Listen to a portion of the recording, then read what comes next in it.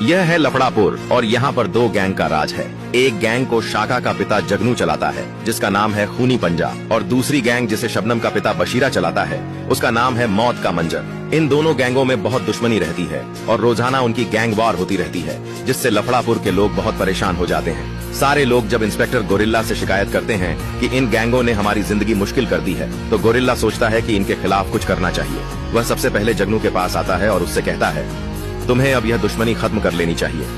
जगनू भी रोज की gang war से तंग आ चुका था, तो वह मान जाता है और गोरिल्ला से कहता है, यह दुश्मनी कैसे खत्म होगी। गोरिल्ला कहता है, अब एक ही तरीका है, अगर तुम शाका की शादी शबनम से कर दो तो यह दुश्मनी रिश्तेदारी में बदल जाएगी और खत्म हो जाएगी। जगनू तैयार हो जाता है और जगनू के कहने पर शाका भी मान जाता है। जगनू बशीरा के पास जाता है और कहता है, यह रोज रोज की गैंग वॉर ठीक नहीं है, अब इस दुश्मनी को रिश्तेदारी में बदल दो। बशीरा, जो कि जगनू की गैंग को पूरी तरह खत्म कर देना चाहता था ताकि अकेला लफड़ापुर पर राज कर सके, जगनू के सामने तो शाका शबनम की शादी के लिए मान जाता है, लेकिन मन ही मन प्लान बनाता है। अब हमें मौका मिला पूरी गैंग को खत्म करने का। जैसे ही वे रिश्ते की बात के लिए आएंगे, सबको मार डालना है।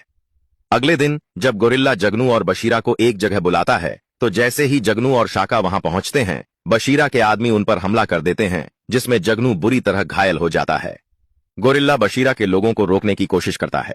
उसी समय शाका जगनू को लेकर अस्पताल पहुंचता है, लेकिन 2 दिन अस्पताल में रहने के बाद डॉक्टर शाका को बताते हैं कि जगनू को कोमा आ गया है।